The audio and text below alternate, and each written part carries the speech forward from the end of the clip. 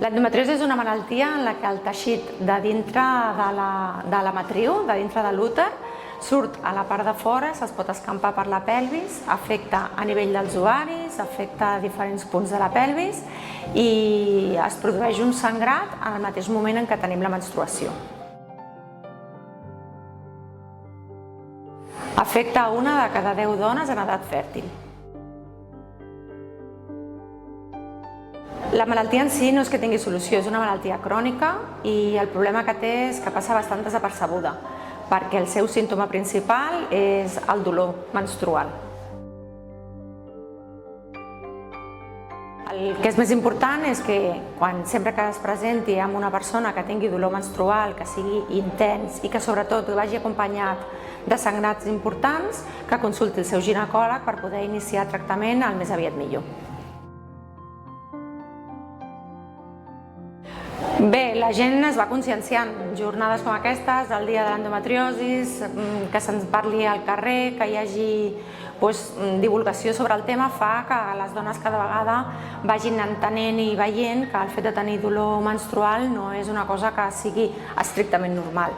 Sí que és cert que el dolor és molt individual i que cadascú té el seu llindar, però si aquest va acompanyat d'altra sintomatologia, com pot ser dolor amb les relacions sexuals, com pot ser dolor al defecar o inclús esterilitat en dones que ja siguin una miqueta més grans o que tinguin desig genèsic, doncs fa que cada vegada més la gent se n'en recordi i consulti a nivell dels ambulatoris i dels ASIRS.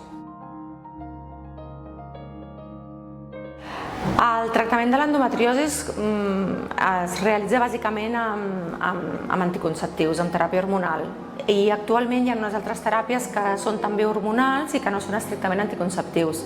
Però sí que és cert que hi ha coses que en el nostre dia a dia podem fer i sobretot és mantenir una dieta antiinflamatòria que per sort estem al Mediterrani i la tenim molt a l'abast i la dieta mediterrània és una de les que té aquestes característiques. Pel que fa a l'endometriosi, hi ha 2 hàbits saludables que són clau en aquest context, l'alimentació i l'activitat física. Si ens centrem en l'alimentació, ens hem d'acostar cap a una alimentació mediterrània i, si pot ser, a més que sigui alimentació antiinflamatòria. I això què vol dir? Vol dir que ha de ser rica en greixos saludables, rica en vegetals crus i cuinats, anar alternant i, a més afegir-hi una proporció correcta de proteïnes de qualitat. Dins de les proteïnes de qualitat ens centrem sobretot en carn, peix i ous, però sobretot també amb els llegums. De fet, el consell estaria en fer un 50% de la ingesta de proteïnes en forma de proteïna animal i un altre 50% que sigui de proteïna vegetal. Per tant, aquí els llegums hi juguen un paper molt important. Si ens centrem en els aliments que seria interessant que evitéssim, parlaríem sobretot de tots aquells que són aliments que considerem ultraprocessats o processats i, per tant, el consell al final és que intentem que la nostra alimentació se centri principalment en producte fresc i de proximitat. I sabies que des dels CAPs de la Corporació de Salut del Maresme i la Selva duem a terme sessions sobre alimentació antiinflamatòria obertes a tota la ciutadania? Si creus que això et pot interessar, t'animem a demanar informació al CAP.